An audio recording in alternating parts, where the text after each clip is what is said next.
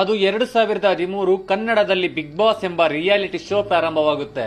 ಕನ್ನಡದಲ್ಲಿ big boss ಎಂಬ reality show ಪ್ರಾರಂಭವಾಗುವ ಮೊದಲು ನಮ್ಮ ಜನಗಳು ಅನೇಕ ಬಾರಿ ಹಿಂದಿಯಲ್ಲಿ ಬಿಗ್ ಬಾಸ್ ರಿಯಾಲಿಟಿ ಶೋನ ನೋಡಿರ್ತಾರೆ, ಇನ್ನೂ ಅನೇಕ ಭಾಷೆಗಳಲ್ಲಿ ಬಿಗ್ ಬಾಸ್ ರಿಯಾಲಿಟಿ ಶೋನ ನೋಡಿರ್ತಾರೆ. ಆದ್ರೆ ಜನಗಳ ತಲೆಯಲ್ಲಿ ಒಂದು ಪ್ರಶ್ನೆ ಕಾಡ್ತಿರುತ್ತೆ, ಈ ಬಿಗ್ ಬಾಸ್ ಶೋನ ಹೋಸ್ಟ್ ಮಾಡೋರು ಯಾರು? ಹೋಸ್ಟ್ ಮಾಡೋರು ಯಾರಾದ್ರೂ ಒಬ್ಬ ದೊಡ್ಡ ವ್ಯಕ್ತಿನೇ ಆಗಿರ್ಬೇಕು ಮತ್ತು ಆ ವ್ಯಕ್ತಿಗೆ ಅಷ್ಟೇ ಚೆನ್ನಾಗಿ ವಾಕ್ ಚಾತುರ್ಯ ಗೊತ್ತಿರಬೇಕು. ಅಂತಹ ವ್ಯಕ್ತಿ ಯಾರಾದ್ರೂ ಬಿಗ್ ಬಾಸ್ ಹೋಸ್ಟ್ ನ ಮಾಡಬೇಕಾಗುತ್ತೆ. ಹಾಗಾದ್ರೆ ಬಿಗ್ ಬಾಸ್ ಅನ್ನ ಹೋಸ್ಟ್ ಮಾಡೋರು ಯಾರು ಅನ್ನೋದು ಜನಗಳ ತಲೆಯಲ್ಲಿ ಒಂದು ಪ್ರಶ್ನೆ ಕಾಡ್ತಿರುತ್ತೆ. ಅವಾಗ ಬಿಗ್ ಬಾಸ್ ಕಡೆಯಿಂದ ಕನ್ನಡದಲ್ಲಿ ಬಿಗ್ ಬಾಸ್ ಅನ್ನ ಹೋಸ್ಟ್ ಮಾಡೋರು ಯಾರು ಎಂಬುದನ್ನ ಅಫಿಷಿಯಲ್ ಆಗಿ ಅನೌನ್ಸ್ ಮಾಡ್ತಾರೆ. ಅದುವೇ ಕಿಚ್ಚ ಸುದೀಪ್. ಘಟಾನುಘಟಿಗಳು ನಿರೂಪಣೆ ಮಾಡಿರೋ ಇಂತಹ ಶೋನ ಕನ್ನಡದಲ್ಲಿ ನಿರೂಪಿಸೋಕೆ ಒಂದು ದೈತ್ಯ ಪ್ರತಿಭೆಯೇ ಬೇಕು. ಅವರೇ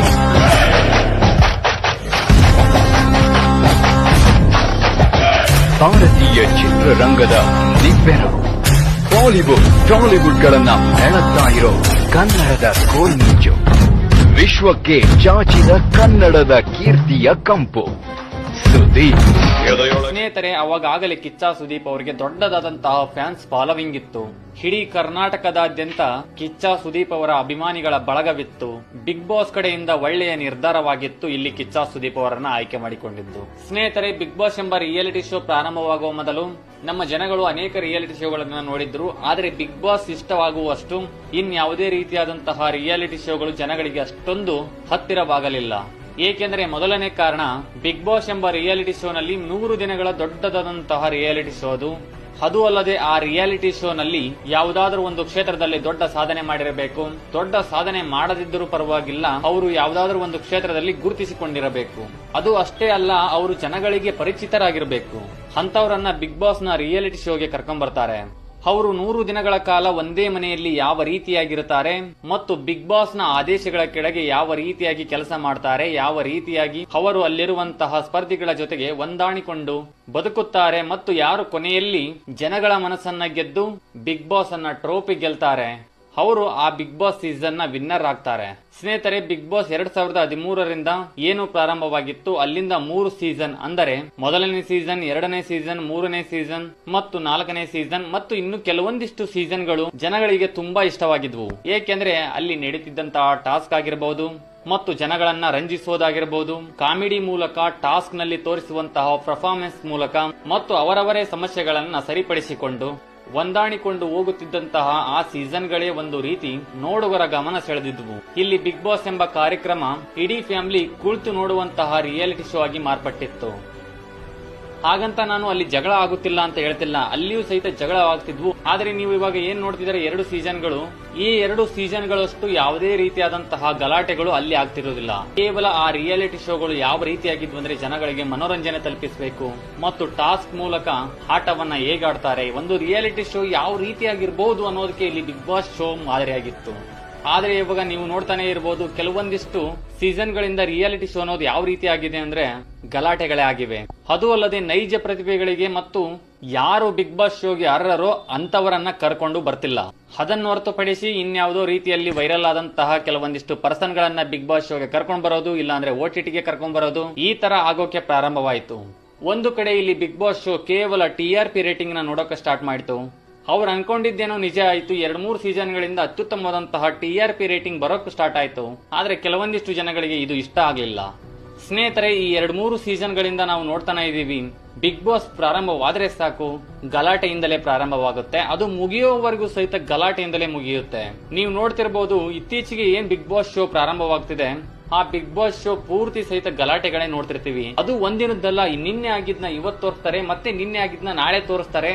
ಇದು ಇಷ್ಟೇ ಆಗಿದ್ರೆ ಪರವಾಗಿಲ್ಲ, ಯಾವ್ದಾದ್ರೂ ಒಂದು ಟಾಸ್ಕ್ ಆಡಿಸಿದ್ರು ಸಹಿತ ಅಲ್ಲಿಯೂ ಸಹಿತ ಇಲ್ಲಿ TRP ನೋಡಿ, ಅಲ್ಲಿಯೂ ಸಹಿತ ಗಲಾಟೆ ಕಿತ್ತಾಟಗಳೇ ಪ್ರಾರಂಭವಾಗ್ತಿದ್ವು. ಈ ಗಲಾಟೆ ಕಿತ್ತಾಟಗಳಿಂದ ಜನಗಳ ಮನಸ್ಥಿತಿಯ ಮೇಲೆ ಮತ್ತು ಮಕ್ಕಳ ಮನಸ್ಥಿತಿಯ ಮೇಲೆ ಗಂಭೀರವಾದ ಪರಿಣಾಮ ಬೀರುತ್ತದೆ. ನಾನು ಹಿಂದೆ ಶಿವಂ ಸ್ಟುಡಿಯೋ ಅನ್ನೋ ಒಂದು ಯೂಟ್ಯೂಬ್ ಚಾನೆಲ್ ನಲ್ಲಿ ಬಿಗ್ ಬಾಸ್ ಕಂಟೆಂಟ್ ಗಳನ್ನ ಮಾಡ್ತಿರ್ಬೇಕಾದ್ರೆ ಪ್ರತಿ ಬಾರಿಯೂ ಪ್ರತಿ ವಿಡಿಯೋದಲ್ಲಿ ಸಹಿತ ಹೇಳಿರ್ತಿದ್ದೆ, ಈ ಬಿಗ್ ಬಾಸ್ ಅನ್ನ ರಿಯಾಲಿಟಿ ಶೋನ ದಯವಿಟ್ಟು ಯಾರು ಮಕ್ಕಳಿಗೆ ತೋರಿಸಬೇಡಿ, ಏಕೆಂದ್ರೆ ಅಲ್ಲಿ ಬರೀ ಗಲಾಟೆ ಕಿತ್ತಾಟಗಳೇ ಆಗ್ತಿದ್ದೇವೆ. ಇದರಿಂದ ಮಕ್ಕಳ ಮೇಲೆ ಗಂಭೀರವಾದಂತಹ ಪರಿಣಾಮ ಬೀರುವ ಸಾಧ್ಯತೆಗಳು ಹೆಚ್ಚಾಗಿರ್ತವೆ. ಆದ್ದರಿಂದ ಈ ಬಿಗ್ ಬಾಸ್ ಶೋನ ದಯವಿಟ್ಟು ಯಾರು ಮಕ್ಕಳಿಗೆ ತೋರಿಸಬೇಡಿ ಅನ್ನೋದನ್ನ ನಾನು ಇಂದಿನ ಸಾಕಷ್ಟು ವಿಡಿಯೋಗಳಲ್ಲಿ ನಿಮ್ಗೆ ಹೇಳಿದ್ದೆ. ನೀವೇನಾದ್ರೂ ನನ್ನ ಇಂದಿನ ಯೂಟ್ಯೂಬ್ ಚಾನೆಲ್ ನ ನೋಡಿ ನನ್ನ ಈ ಹೊಸ ಯೂಟ್ಯೂಬ್ ಚಾನೆಲ್ಗೆ ಬಂದಿದ್ರೆ ತುಂಬಾ ಧನ್ಯವಾದಗಳು.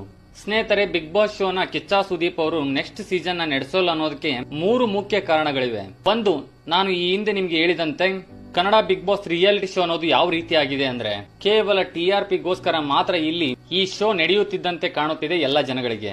ಇದರಿಂದ ಕಿಚ್ಚ ಸುದೀಪ್ ಸರ್ಗೆ ಸಾಕಷ್ಟು ಬೇಜಾರಾಗಿರುತ್ತೆ. ಇನ್ನು ಕಾರಣ ನಂಬರ್ 2, ಬಿಗ್ ಬಾಸ್ ಶೋ ನಲ್ಲಿ ಬರೀ ಗಲಾಟೆಗಳೇ ಕಿತ್ತಾಟಗಳೇ ಆದರೆ ಮನೋರಂಜನೆ ಅನ್ನೋದೇ ಇಲ್ಲ.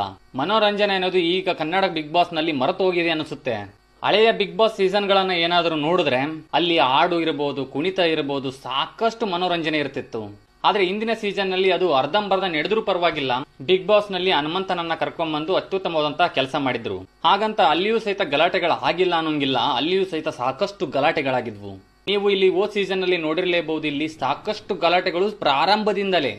ಅದು ಯಾವ ರೇಂಜಿಗೆ ಗಲಾಟೆಗಳಾಗ್ತಿದ್ವು ಅಂತ ನೀವು ನೋಡಿದ್ದೀರಿ. ಆ ಗಲಾಟೆಗಳಿಂದ ಇಬ್ಬರು ಪ್ಲೇಯರ್ಸ್ಗಳು ಸೀದಾ ಮನೆಯಿಂದನೇ ಹೊರಗೆ ಬಂದ್ರು. ಆ ರೀತಿಯಾದಂತಹ ಗಲಾಟೆಗಳನ್ನ ಮಾಡಿಸಿ ಕೇವಲ ತಮ್ಮ TRP ಬೇಳೆಯನ್ನ ಮಾತ್ರ ಬೇಯಿಸ್ಕೊಳಕ್ಕೆ ಸ್ಟಾರ್ಟ್ ಮಾಡಿದ್ರು. ಇದು ಕಿಚ್ಚ ಸುದೀಪ್ ಸರ್ ಅವರಿಗೆ ಇಷ್ಟ ಆಗ್ಲಿಲ್ಲ. ಇನ್ನು ಮೂರನೆಯದಾಗಿ ಕಿಚ್ಚ ಸುದೀಪ್ ಸರ್ ಅವರು ಹೇಳಿರುವಂತಹ ಅನೇಕ ಮಾತುಗಳನ್ನ ಇಲ್ಲಿ ಬಿಗ್ ಬಾಸ್ ಟೀಮ್ ಅವರಾಯ್ತು, ಬಿಗ್ ಬಾಸ್ ಆಯ್ತು ಕೇಳ್ತಾನೆ ಇರಲಿಲ್ಲ. ಸ್ನೇಹಿತರೆ, ಕನ್ನಡ ಬಿಗ್ ಬಾಸ್ ನ ನೋಡೋಕೆ ಕಾರಣನೇ ಇಲ್ಲಿ ಕಿಚ್ಚ ಸುದೀಪ್ ಸರ್. ನಮ್ ಜನಗಳು ಬಿಗ್ ಬಾಸ್ ಪ್ರಾರಂಭವಾದ್ರೆ ಈ ಶನಿವಾರ ಮತ್ತು ಭಾನುವಾರ ಯಾವಾಗ ಬರುತ್ತೋ ಏನೋ, ಈ ಸರ್ತಿ ಕಿಚ್ಚ ಸುದೀಪ್ ಸರ್ ಏನ್ ಹೇಳ್ತಾರೋ ಏನೋ, ಅವ್ರಿಗೆ ಅವ್ರು ಮಾಡಿರುವಂತಹ ತಪ್ಪುಗಳಿಗೆ ಯಾವ ರೀತಿಯಾದಂತಹ ಪಾಠ ಕಲಿಸ್ತಾರೋ ಏನೋ ಅನ್ನೋ ನಮ್ಮ ಜನಗಳು ಕಾಯ್ತಿರ್ತಾರೆ. ಅಂತಹ ಸಂದರ್ಭದಲ್ಲಿ ಇಲ್ಲಿ ಕಿಚ್ಚ ಸುದೀಪ್ ಅವರ ಮಾತುಗಳನ್ನೇ ಕೇಳಿಲ್ಲ ಅಂತಂದ್ರೆ ಬಿಗ್ ಬಾಸ್ ಟೀಮ್ ನವರು ಸರ್ವೇ ಸಾಮಾನ್ಯ ಇದರಿಂದ ಕಿಚ್ಚ ಸುದೀಪ್ ಸರ್ಗೆ ಬೇಸರವಾಗೇ ಆಗಿರುತ್ತೆ. ಆದ ಕಾರಣದಿಂದ ಓ ಸರ್ತಿ ಇಲ್ಲಿ ಕಿಚ್ಚ ಸುದೀಪ್ ಸರ್ ನಾನು ಲಾಸ್ಟ್ ಈ ಸರ್ತಿ ಹೋಸ್ಟ್ ಮಾಡೋದು ಅಂತ ಜನಗಳಿಗೆ ಟ್ವೀಟ್ ಮಾಡ್ತಾರೆ. ಸ್ನೇಹಿತರೆ, ಅದು ಆದ ನಂತರ ಇಲ್ಲಿ ಕಿಚ್ಚ ಸುದೀಪ್ ಸರ್ ಆದ ನಂತರ ಯಾರು ಬಿಗ್ ಬಾಸ್ ಶೋನ ಅತ್ಯುತ್ತಮವಾಗಿ ನಡೆಸಿಕೊಂಡು ಹೋಗ್ತಾರೆ ಅನ್ನೋದು ಜನಗಳ ಮನಸ್ಸಿನಲ್ಲಿ ಅತ್ಯಂತ ದೊಡ್ಡ ಪ್ರಶ್ನೆಯಾಗಿ ಕಾಡ್ತಿರುತ್ತೆ. ಕಿಚ್ಚ ಸುದೀಪ್ ಸರ್ ಅನ್ನ ಹೊರತುಪಡಿಸಿ ಬೇರೆ ಯಾರು ಸಹಿತ ಕೆಲಸ ಮಾಡೋದನ್ನ ಯೋಚನೆ ಮಾಡೋಕ್ಕೂ ಸಾಧ್ಯ ಇಲ್ಲ. ಆ ರೇಂಜ್ಗೆ ಕಿಚ್ಚ ಸುದೀಪ್ ಸರ್ ಅವರಿಗೆ ನಮ್ ಜನಗಳು ಫಿದಾ ಆಗಿ ಹೋಗಿರ್ತಾರೆ. ಅವರ ವಾಕ್ ಚಾತುರ್ಯಕ್ಕೆ ಫಿದಾ ಆಗಿ ಹೋಗಿರ್ತಾರೆ. ಇಲ್ಲಿ ಕಿಚ್ಚ ಸುದೀಪ್ ಅವರು ಏನಾದ್ರೂ ಬಿಗ್ ಬಾಸ್ ನ ನಡೆಸಿಕೊಡ್ಲಿಲ್ಲ ಅಂತಂದ್ರೆ ನಾವು ಬಿಗ್ ಬಾಸ್ ಶೋನೇ ನೋಡೋದಿಲ್ಲ ಅಂತ ಎಷ್ಟೋ ಜನಗಳು ಹೇಳ್ತಿರ್ತಾರೆ. ಅದರ ಬಿಸಿ ಇವಾಗ ಬಿಗ್ ಬಾಸ್ ಟೀಮ್ಗೆ ಮುಟ್ಟಿದೆ ಅಂತ ಹೇಳ್ಬಹುದು. ಏಕೆಂದ್ರೆ ಇವಾಗ ಈ ಸೀಸನ್ ಏನ್ ನಡೆಯುತ್ತೆ, ಇನ್ನು 3-4 ತಿಂಗಳಲ್ಲಿ ಬಿಗ್ ಬಾಸ್ ಮತ್ತೆ ಪ್ರಾರಂಭವಾಗುತ್ತೆ. ಈ 3-4 ತಿಂಗಳಲ್ಲಿ ಬಿಗ್ ಬಾಸ್ ಏನ್ ಪ್ರಾರಂಭವಾಗುತ್ತಲ್ಲ, ಈ ಬಿಗ್ ಬಾಸ್ಗೆ ನಿರೂಪಕರಾಗಿ ಕಿಚ್ಚ ಸುದೀಪ್ ಸರ್ ಮತ್ತೆ ಬಂದೇ ಬರ್ತಾರೆ. ಇದು ಕಿಚ್ಚ ಸುದೀಪ್ ಸರ್ ಹೇಳಿರೋದಲ್ಲ, ಇದು ಬಿಗ್ ಬಾಸ್ ಟೀಮ್ ಕಡೆಯಿಂದ ಅಫಿಷಿಯಲ್ ಆಗಿ ಅನೌನ್ಸ್ ಆಗಿರೋದು. ಸ್ನೇಹಿತರೆ, ಈ ಸರ್ತಿ ನಮ್ಮ ಕಿಚ್ಚ ಬಾಸ್ ಕೆಲವೊಂದಿಷ್ಟು ರೂಲ್ಸ್ ಅಂಡ್ ರೆಗ್ಯುಲೇಷನ್ ಗಳನ್ನೇ ಹಾಕಿದ್ದಾರೆ ಅಂತ ಹೇಳ್ಬಹುದು. ಏಕೆಂದ್ರೆ ನಿಮ್ಗೆ ಈ ಹಿಂದೆ ಹೇಳಿದಂತೆ ಕೆಲವೊಂದಿಷ್ಟು ಕಾರಣಗಳನ್ನ ಮತ್ತು ಅವರಿಗೆ ಯಾವ ಕಾರಣಗಳಿಂದ ಬೇಜಾರಾಗಿತ್ತೋ ಅವುಗಳನ್ನ ಯಾವುದೇ ರೀತಿಯಾಗಿ ಮಾಡಬಾರ್ದು. ಈ ಸೀಸನ್ ನಲ್ಲಿ ಏನ್ ನಡೀತಿಯಲ್ಲ, ಈ ಸೀಸನ್ ಅಲ್ಲಿ ಗಲಾಟೆಗಳು ಇರಲ್ಲ ಅಂತ ಹೇಳಲ್ಲ. ಈ ಸೀಸನ್ ಅಲ್ಲೂ ಪಕ್ಕ ಗಲಾಟೆಗಳು ಇದ್ದೇ ಇರ್ತಾವೆ. ಆದ್ರೆ ಅದಕ್ಕೆ ಸರಿಸಮನಾಗಿಯೇ ಮನೋರಂಜನೆ ಪಕ್ಕ ಇದ್ದೇ ಇರುತ್ತೆ. ಅದು ಅಲ್ಲದೆ ಪ್ಲೇಯರ್ಸ್ ಗಳ ಆಯ್ಕೆಯಲ್ಲಿ ಅಂದ್ರೆ ಬಿಗ್ ಬಾಸ್ ನ ರಿಯಾಲಿಟಿ ಶೋಗೆ ಆಯ್ಕೆ ಆಗುವಂತಹ ಸ್ಪರ್ಧಿಗಳಿಗೆ ಮತ್ತು ಸ್ಪರ್ಧಿಗಳು ಯಾರು ಇರಬೇಕು ಮತ್ತು ಯಾವ್ಯಾವ ರೀತಿಯಾಗಿರ್ಬೇಕು, ಅವ್ರನ್ನ ಎಲ್ಲಿಂದ ಆಯ್ಕೆ ಮಾಡ್ಕೋಬೇಕು ಅನ್ನೋದು ಇಲ್ಲಿ ಬಿಗ್ ಬಾಸ್ ಕಡೆಯಿಂದ ಮತ್ತು ಕಿಚ್ಚ ಸುದೀಪ್ ಸರ್ ಕಡೆಯಿಂದ ಈ ಸರ್ತಿ ಅನೌನ್ಸ್ ಆಗುತ್ತೆ. ಇಲ್ಲಿ ತಿಳಿದವ್ರನ್ನೆಲ್ಲ ಕರ್ಕೊಂಡ್ ಬರಂಗಿಲ್ಲ. ಈ ಸರ್ತಿ ಯಾರನ್ನ ಕರ್ಕೊಂಡ್ ಬರಬೇಕು ಅವ್ರನ್ನ ಕರ್ಕೊಂಡ್ ಬರಬೇಕು. ಎಂತಹ ಪ್ರತಿಭೆಗಳನ್ನ ಅನಾವರಣಗೊಳಿಸಬೇಕು, ಅಂತಹ ಪ್ರತಿಭೆಗಳನ್ನ ಅನಾವರಣಗೊಳಿಸಬೇಕು ಅನ್ನೋದು ಇಲ್ಲಿ ಕಿಚ್ಚ ಸುದೀಪ್ ಸರ್ ಅವರ ದೊಡ್ಡ ಅಭಿಲಾಷೆಯ. ಮತ್ತು ಅಂತಹ ಅಭಿಲಾಷೆಯನ್ನ ಈ ಸರ್ತಿ ಈಡೇರಿಸುವಂತಹ ಎಲ್ಲಾ ಕೆಲಸಗಳು ಆಗ್ತಾವೆ ಅಂತ ಅನ್ಕೊಂತೀನಿ. ಈ ಸರ್ತಿ ಏನ್ ಬಿಗ್ ಬಾಸ್ ಸೀಸನ್ ನಡೆಯುತ್ತಲ್ಲ, ಇದು ಎಲ್ಲಾ ಕಿಚ್ಚ ಸುದೀಪ್ ಸರ್ ಅವರ ಮಾತುಗಳ ಮೇಲೆ ನಡೆಯುತ್ತೆ ಅಂತ ಪಕ್ಕಾ ಅನ್ಕೊಂತೀನಿ. ಏಕೆಂತಂದ್ರೆ ಈ ಸರ್ತಿ ಕಿಚ್ಚ ಸುದೀಪ್ ಸರ್ ನಿರೂಪಕರಾಗಿ ಬರ್ಬೇಕಂತಂದ್ರೆ ಈ ಎಲ್ಲಾ ಮಾತುಗಳನ್ನ ಅವ್ರು ಹೇಳೇ ಬಂದಿರ್ತಾರೆ ಅಂತ ಹೇಳ್ತೀನಿ. ಈ ಸರ್ತಿ ಬಿಗ್ ಬಾಸ್ ಶೋ ಮಾತ್ರ ಸಖತ್ತಾಗಿರುತ್ತೆ ಅಂತ ಹೇಳೋಕೆ ಇಷ್ಟಪಡ್ತೀನಿ. ನೀವು ಯಾರ್ಯಾರು ಬಿಗ್ ಬಾಸ್ ನ ಲವರ್ಸ್ ಗಳಾಗಿದ್ದೀರಿ ಮತ್ತು ಬಿಗ್ ಬಾಸ್ ಶೋ ಪ್ರಾರಂಭವಾಗೋದಕ್ಕೆ ಕಾಯ್ತಿದ್ದೀರಿ ಅನ್ನೋದನ್ನ ನೀವು ಲೈಕ್ ನ ಮೂಲಕ ತಿಳಿಸಬಹುದು. ಮತ್ತು ಈ ವಿಡಿಯೋದ ಅನಿಸಿಕೆಯನ್ನ ಕಮೆಂಟ್ ಬಾಕ್ಸ್ ಅಲ್ಲಿ ತಿಳಿಸಿ ಅಂತ ಹೇಳುತ್ತಾ ಮತ್ತೆ ಮುಂದಿನ ವಿಡಿಯೋದಲ್ಲಿ ಭೇಟಿಯಾಗುವವರೆಗೂ ಜೈ ಹಿಂದ್, ಜೈ ಕರ್ನಾಟಕ. ಮತ್ತೆ ಶಿವಂ ಸ್ಟುಡಿಯೋ ಯೂಟ್ಯೂಬ್ ಚಾನಲ್ ಸಬ್ಸ್ಕ್ರೈಬ್ ಮಾಡಿ. ನಿಮ್ಮ ಪ್ರೀತಿ ಮತ್ತು ಪ್ರೋತ್ಸಾಹ ಸದಾ ನನ್ನ ಮೇಲೆ ಇರಲಿ ಅಂತ ಹೇಳುತ್ತಾ ಟೇಕ್ ಕೇರ್, ಗುಡ್ ಬೈ.